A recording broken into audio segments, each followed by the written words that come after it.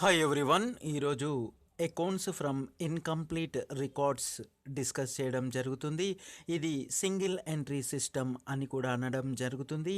ఇప్పుడు ఓరల్గా accounts from incomplete records discuss చేయడం జరుగుతుంది.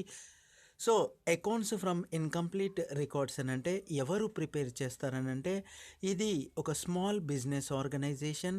అంతగా ఎక్కువగా చదువుకొని వాళ్ళు ఈ ఇన్కంప్లీట్ రికార్డ్స్ ప్రిపేర్ చేయడం జరుగుతుంది. ఇది క్యాష్కి సంబంధించిన ట్రాన్సాక్షన్స్ ఎంటర్ చేస్తారు. అదేవిధంగా పర్సనల్ అకౌంట్కి సంబంధించిన ఎంట్రీస్ పోస్ట్ చేయడం జరుగుతుంది. ఒక సైంటిఫిక్ మెథడ్గా పోస్టింగ్ చేయడు. అదేవిధంగా ఇందులో ఎక్కువగా ఫ్రాడ్ అయ్యే అవకాశం ఉంది. ఎందుకనంటే సిస్టమేటిక్ సైంటిఫిక్ మెథడ్ ఇందులో ఉండదు కాబట్టి ఎక్కువగా ఫ్రాడ్ అయ్యే అవకాశం ఉంటుంది. ఇది మోస్ట్లీ ఎవరు ప్రిపేర్ చేస్తారంటే స్మాల్ బిజినెస్ ఆర్గనైజేషన్స్, అంటే చిన్న చిన్న దుకాన్లు, చిన్న చిన్న షాప్స్ వాళ్ళు ప్రిపేర్ చేసే అటువంటిది. ఒకసారి మనం వర్డ్స్లో ఇంట్రడక్షన్ చూద్దాము. Introduction: single entry system is actually an incomplete record of double entry system. According to Kohler, it is a system of bookkeeping in which, as rule, only record of cash and personal accounts are maintained. It is always incomplete double entry varying with circumstances. So మనకు క్లియర్గా అర్థమవుతుంది ఇది కంప్లీట్గా incomplete records కంప్లీట్గా related క్యాష్కి మరియు personal అకౌంట్కి సంబంధించినటువంటిది. ఇక్కడ నామినల్ అకౌంట్కి సంబంధించిన రికార్డ్స్ కానీ ఎంట్రీస్ కానీ పోస్ట్ చేయడము జరగదు. సో తర్వాత mostly single entry system is used by small business organization in order to maintain some important records. The performance of single entry system is not dependable. So మన క్లియర్గా అర్థమయ్యేది ఇది small business organisations ఎక్కువగా prepare చేయడం జరుగుతుంది. ఎందుకనంటే వాళ్ళు cash బిజినెస్లోకి ఎంత వచ్చేది, పర్సన్స్ ఏం పర్చేజ్ చేశారు అన్నటువంటి ఎంట్రీస్ మాత్రమే ఎంటర్ చేయడం జరుగుతుంది. ఇప్పుడు లిమిటేషన్స్ ఒకసారి చూడడం జరుగుతుంది. First limitation: it does not record debit and credit aspect of every transaction. Therefore it is called incomplete records system. Every debit there is corresponding credit అన్న డబుల్ ఎంట్రీ సిస్టమ్ పాటించకుండా just క్యాష్కి related పర్సనల్కి related entries మాత్రమే post చేయడం జరుగుతుంది. In this system fraud can be easily committed due to absence of proper control and check. ఇందులో financial position check చేయడం కానీ రెక్టిఫికేషన్ చేయడం కానీ అవకాశం లేదు కాబట్టి ఎక్కువగా ఫ్రాడ్ చేసే అవకాశము ఉంది. సో ఈ అకౌంట్స్ ప్రిపేర్ చేసినప్పటికీ ఇన్కమ్ ట్యాక్స్కి చూపించడానికి ఏమాత్రము సరిపోవు. Next, in this system financial position of the business cannot be ascertain because of absence of real accounts. So ఇక్కడ ఏంటనంటే financial position, company financial position చూపించడానికి కరెక్ట్ ఇన్ఫర్మేషన్ ఈ ఇన్కంప్లీట్ రికార్డ్స్లో ఉండడం జరగదు. సో ఇప్పుడు మనకు క్లియర్గా అర్థమయ్యేది ఇన్కంప్లీట్ అని అంటే కంప్లీట్గా సైంటిఫిక్ ఎంట్రీస్ ఇందులో ఉండడం జరగదు. సో నెక్స్ట్, ఇప్పుడు ఈ ఇన్కంప్లీట్ రికార్డ్స్లో నెట్ ప్రాఫిట్ మరియు నెట్ లాస్ ఎలా ఫైండ్ అవుట్ చేయాలి, అదేవిధంగా ఓపెనింగ్ బ్యాలెన్స్, ఓపెనింగ్ క్యాపిటల్ మరియు క్లోజింగ్ క్యాపిటల్ ఏ విధంగా ఫైండ్ అవుట్ చేయాలి అన్నది మనము ఫార్ములా ద్వారా మనం చూడడం జరుగుతుంది. So methods of ascertaining profit and loss. So ఇప్పుడు methods of profit and loss two methods ఉన్నాయి. So methods of ascertaining profit or loss, two methods ఉన్నాయి. First one statement of affair method, second one conversion method. So ఇప్పుడు మనం first method discuss చేస్తాము, statement of affairs method. So statement of affair method ఎందుకు prepare చేస్తామంటే net profit లేదా net loss find out చేయడానికి ఈ statement of affair method మనము prepare చేయడం జరుగుతుంది. సో ఇందులో మనము ఓపెనింగ్ బ్యాలెన్స్ ప్రిపేర్ చేయడం జరుగుతుంది. అదేవిధంగా క్లోజింగ్ క్యాపిటల్ మరియు ఓపెనింగ్ క్యాపిటల్ ప్రిపేర్ చేయడం జరుగుతుంది. నెక్స్ట్ థర్డ్ స్టెప్లో వచ్చేసి statement of net profit net loss కూడా ఫైండ్ అవుట్ చేయడం జరుగుతుంది. ఇక్కడ మనకు 5 స్టెప్స్ ఉన్నాయి. ఈ స్టేట్మెంట్ ఆఫ్ అఫేర్ మెథడ్ ఎలా క్యాలిక్యులేట్ చేస్తాము అన్నది. ఫస్ట్ వచ్చేసి స్టేట్మెంట్ ఆఫ్ అఫేర్ మెథడ్ ఎందుకు ఫైండ్ అవుట్ చేస్తున్నామంటే finding profit or loss. So 5 steps ఉన్నాయి కదా, ఈ 5 స్టెప్స్ ఒకసారి డిస్కస్ చేద్దాము.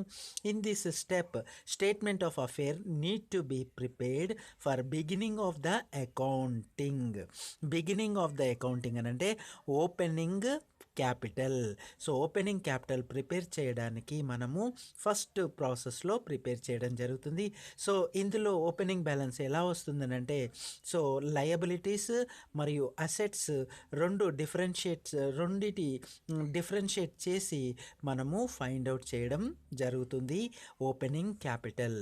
అదేవిధంగా సెకండ్ స్టెప్లో in this step statement of affair need to be prepared for the ending of accounting. Ending of accounting అని అంటే క్లోజింగ్ క్యాపిటల్ ప్రిపేర్ చేయడం జరుగుతుంది, క్లోజింగ్ ఫిగర్ ప్రిపేర్ చేయడం జరుగుతుంది. So closing figure same as it is liabilities, assets మరియు ఇంకా ఎలాంటివైనా fixed అసెట్స్కి depreciation ఉన్నటువంటివన్నీ కూడా depreciation చేస్తూ మనం క్లోజింగ్ అకౌంట్ ప్రిపేర్ చేయడం జరుగుతుంది. సో క్లోజింగ్ అకౌంట్ ఎలా ప్రిపేర్ చేస్తాము మరియు ఓపెనింగ్ క్యాపిటల్ ఎలా ప్రిపేర్ చేస్తాము ఇప్పుడు ఒకసారి చూద్దాము. Statement of affairs, liabilities amount, assets amount. Liabilities మనకు తెలిసినటువంటిది sundry creditor, bills payable, outstanding expenses, bank overdraft. ఈ ఐటమ్స్ అన్నీ లయబిలిటీస్ అన్నీ కూడా మనము లెఫ్ట్ హ్యాండ్ సైడ్ ఎంట్రీ చేస్తాము, అసెట్స్ అన్నీ రైట్ సైడ్ ఎంట్రీ చేయడం జరుగుతుంది. Cash in hand, cash at bank, sundry debtors, bills receivable, stock in trade, prepaid expenses, fixed assets అంటే ఫర్నిచర్, ప్లాంట్, మెషినరీ ఇలాంటివన్నీ ఫిక్స్డ్ అసెట్స్ మనము అసెట్ వైపు చూపించడం జరుగుతుంది. సో ఓపెనింగ్ బ్యాలెన్స్కి మనకు రావాలి అనంటే అసెట్స్ లయబిలిటీస్ డిఫరెన్స్ చేస్తే మనకి ఓపెనింగ్ క్యాపిటల్ బ్యాలెన్సింగ్ ఫిగర్ రావడము జరుగుతుంది. సో అదేవిధంగా ఎండింగ్ క్యాపిటల్ ఏ విధంగా అంటే సేమ్ ఫార్మేట్ మనం యూజ్ చేస్తాము. అడిషనల్ క్యాపిటల్ ఇంట్రడ్యూస్ చేస్తే ఇందులో డిప్రిజియేషన్స్ అన్నీ కూడా మనం డిడక్ట్ చేస్తాము. అలా డిడక్ట్ చేసి మనం ఎంట్రీ చేస్తే ఫైనల్గా మనకు క్లోజింగ్ క్యాపిటల్ రావడము జరుగుతుంది.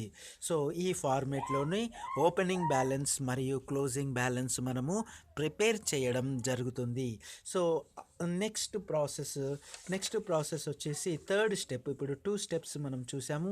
Third step add the amount of drawing to the closing capital. So closing క్యాపిటల్కి డ్రాయింగ్ యాడ్ చేయాలి.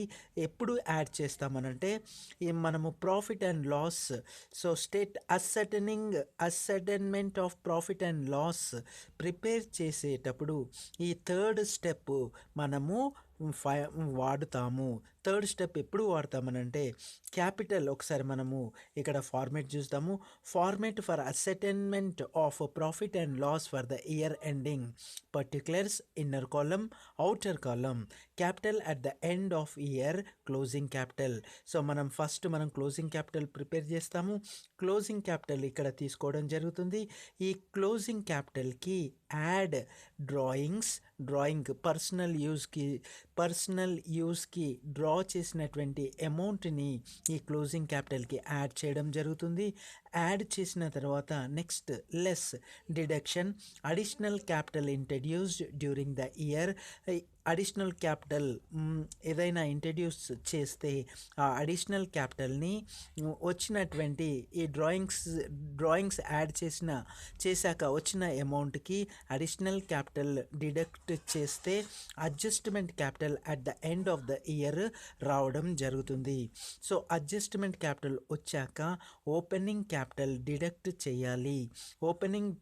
ఓపెనింగ్ క్యాపిటల్ డిడక్ట్ చేస్తే మనకు net profit or net loss రావడం జరుగుతుంది.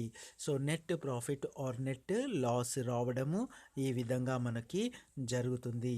సో ఈ ఫార్మెట్ మనము ఎందుకు ప్రిపేర్ చేస్తామనంటే net profit net loss find out చేయడానికి. సో ఇప్పుడు థర్డ్ ప్రాసెస్ 2 స్టెప్స్లో మనం ఏం నేర్చుకున్నాము? ఓపెనింగ్ క్యాపిటల్ ప్రిపేర్ చేయడము, క్లోజింగ్ క్యాపిటల్ ప్రిపేర్ చేయడము. థర్డ్ వచ్చేసి add the amount of drawing to the closing capital. ఇక్కడ క్లోజింగ్ క్యాపిటల్కి డ్రాయింగ్ యాడ్ చేశాము. Fourth step deduct the additional capital introduced from the above to get adjusted capital. So additional capital ఏదైతే introduce చేశాడో business owner ఆ additional capital deduct చేస్తే మనకు adjusted capital at the end of the year రావడము జరుగుతుంది. Next వచ్చాక fifth point ascertain the profit or loss by deducting opening balance from the adjusted closing capital. So ఇక్కడ మనకి already opening balance మనం first prepare చేస్తాం కదా. So అదే liabilities assets వేసి డిఫరెన్స్ చేసి ఓపెనింగ్ బ్యాలెన్స్ ఫైండ్ అవుట్ చేస్తాము. ఆ ఓపెనింగ్ బ్యాలెన్స్ని ఇక్కడ మనము తీసుకొచ్చేసి ఈ ఓపెనింగ్ బ్యాలెన్స్ అడ్జస్టెడ్ క్యాపిటల్లో నుండి డిడక్ట్ చేస్తే వచ్చినటువంటి amount net profit or net loss. Profit అంటే పాజిటివ్లో ఉంటుంది, మైనస్ వస్తే లాస్గా మనము గుర్తించడం జరుగుతుంది. సో మనకు క్లియర్గా అర్థమయ్యేది ఈ ఫార్మెట్. ఈ విధంగా మనం చేయడం జరిగేది. సో మీకు క్లియర్గా అర్థమైంది అనుకుంటున్నాను. సో నెక్స్ట్ వీడియోలో మనం ఒక ఫార్ములా వేస్తూ ఒక ప్రాబ్లం క్యాలిక్యులేట్ చేయడం జరుగుతుంది. సో ముందు ఆ ఫార్ములా క్యాలిక్యులేట్ చేసే ముందు మనం ఒకసారి చూద్దాము. సో ఇప్పుడు నెట్ సేల్స్ ఎలా క్యాలిక్యులేట్ చేస్తామో మరొక ఫార్ములా చూద్దాము. Calculation of net sales based on debtors account. So total or net sales is equal to cash sales plus credit sales minus sales return చేస్తే టోటల్ సేల్స్ లేదా net sales రావడం జరుగుతుంది. So ఈ విధంగా మనము ఇప్పుడు theory, introduction, basic concept, incomplete రికార్డ్స్కి మనము డిస్కస్ చేసాము. ఇది కంప్లీట్గా ఏంటనంటే ఇప్పుడు మనం డిస్కస్ చేసినటువంటిది statement of affair method. So statement of affair మెథడ్లో ఫస్ట్ మనము ఓపెనింగ్ క్యాపిటల్ చేస్తాము, next closing capital, next ascertainment of profit or loss account చేయడం జరుగుతుంది. నెక్స్ట్ వీడియోలో ఒక ప్రాబ్లం డిస్కస్ చేస్తాము. ఈ వీడియో మనము just introduction, theory part discuss చేయడం జరిగింది. మీకు అర్థమైంది అనుకుంటాను. Thank you. జై హింద్.